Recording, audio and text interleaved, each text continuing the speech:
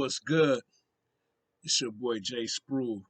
Movies, music, sports, and life. Um, Shout out to the city of Milwaukee. Shout out to Gwinnett County, Georgia, and always Packers. So I'm hoping we beat the New Orleans Saints later on today. Um, I'm trying to keep this one under 15 minutes because I came up with a new system. Even though I write down everything that happens on Power Book 3, Raising Kanan, what I decided to do is just circle the most important things, like things that I can't leave out if I'm gonna do a recap, things that I have to say. So we'll try that out and see if I can make these things shorter. Because I think I get more views. I think people want to sit there as long as the episode was. You know, the episode is an hour. They don't want to listen to me for a half hour. So just jumping right into it. The first thing that I thought to myself when I saw a jukebox outside the church, how is she going to be able to get into the church at the funeral to look at the body, to even pay her respects and go? Because unfortunately, I'm somebody who's lost probably over 50 to 60 people in my lifetime. And I only missed the funeral maybe once. So I've literally been to like 55 funerals before. And most of the time, the parents of the deceased are always at the funeral. So knowing that, the first thing I'm thinking is, how was she gonna get into the church to even look at the body to pay the respect?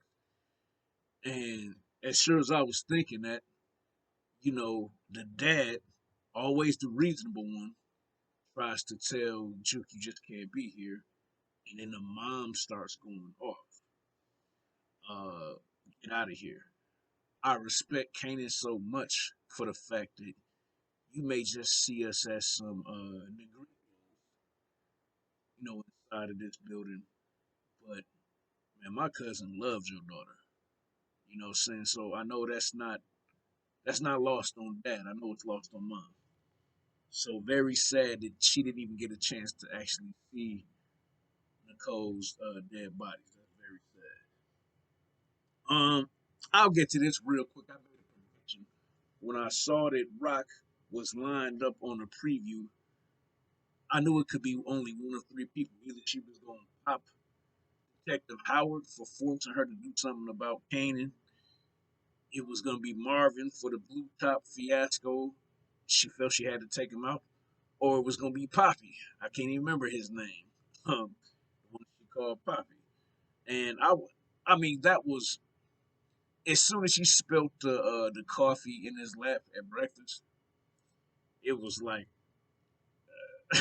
I knew Rock was going to be waiting on him. So yeah, he's out of here. Um, the meeting. I put a note to myself that when they were having that meeting, what ended up happening later between Rock and Marvin. Now, hear me out because I know some of y'all are going to disagree with me. I actually feel like Rock might have forgave him and might have been willing to come to the table of how you're going to make this up to me. But when he made the decision to lie in her face at that meeting, I think that's what caused what happened later. You understand what I'm saying? Because he knew. And I said to myself, he's making the fatal mistake of not just coming forward with what he did wrong right away. He should have done that. So that's something that I picked up on right away. That he was making a crucial mistake and not just coming clean at the meeting, admitting that he messed up.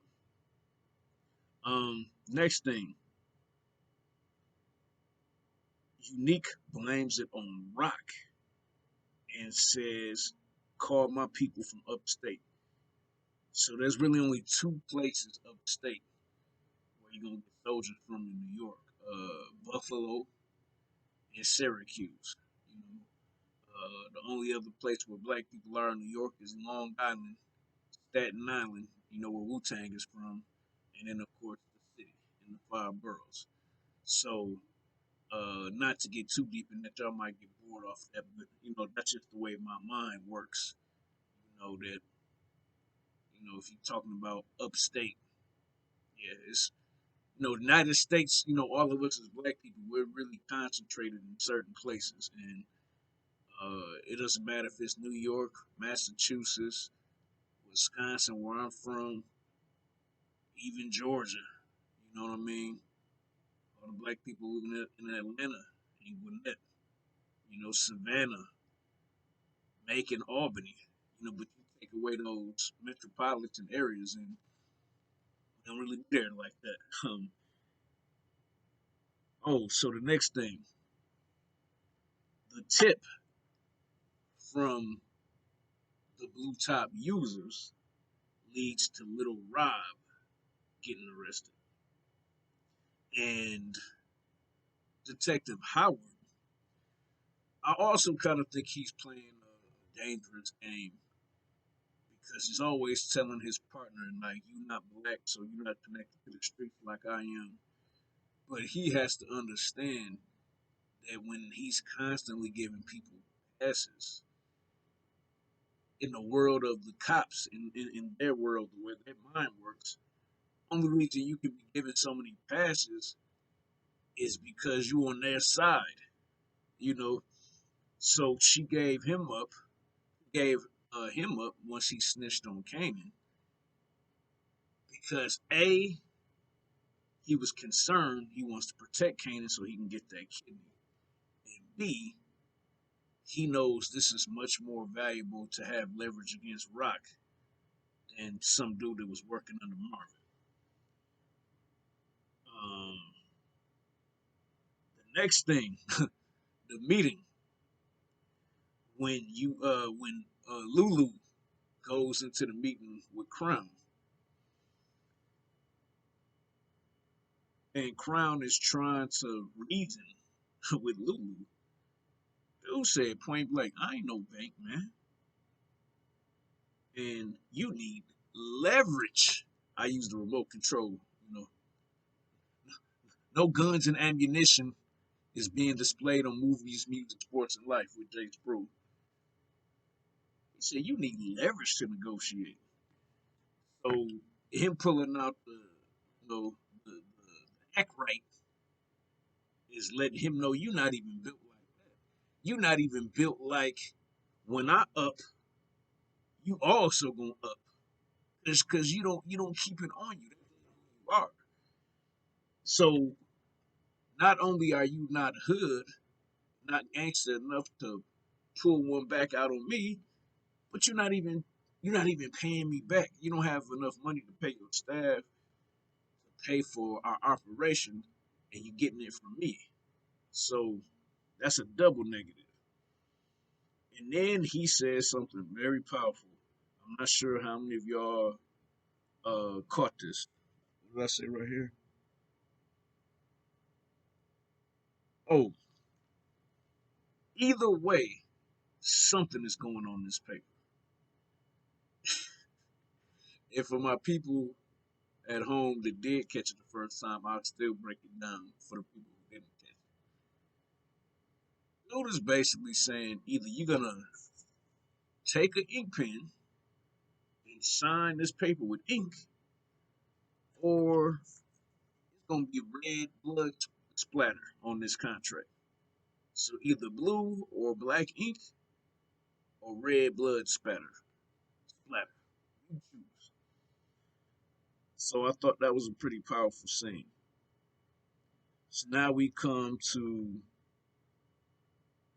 Rock. I got enough evidence to arrest Kanan on 6 counts of murder. He's being very straightforward with Rock. She reveals something, and I just love it when they say something that kind of goes to the slang. Like, okay, when you talk about the Fresh Prince, dude, we used to say stuff was fresh when I was like in third grade. You know what I'm saying? So Will Smith's even the name of his show was outdated by the time it came out. Even in 1990, that was outdated slang, the Fresh Prince. But when Howard started talking about DEF CON, she said he's left-handed. You know, and my brain kind of went like left-handed. She smiled when he said it, and then the translation was DEF CON was a fairy, and I think in the world today they call it being a beard. But Rock said I was his cover, so we never got down because that would have been bad for business. We live in a different world than what it used to be in the 80s and 90s in terms of LGBTQ. And he kind of rebounded from that and basically put Rock in a situation where she has no choice. Either I'm gonna tell the hood that Kanan is a cop, or you're gonna arrange that meeting for me and him. And she said, "Well, you might as well shoot him yourself." I can just twist the narrative that you a snitch because you had the baby. So,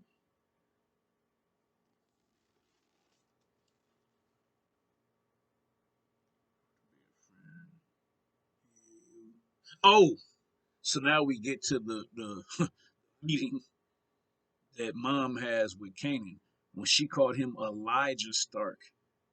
Knew it was a problem. Whenever a black mama calls you by your middle name, bruh, my middle name is David.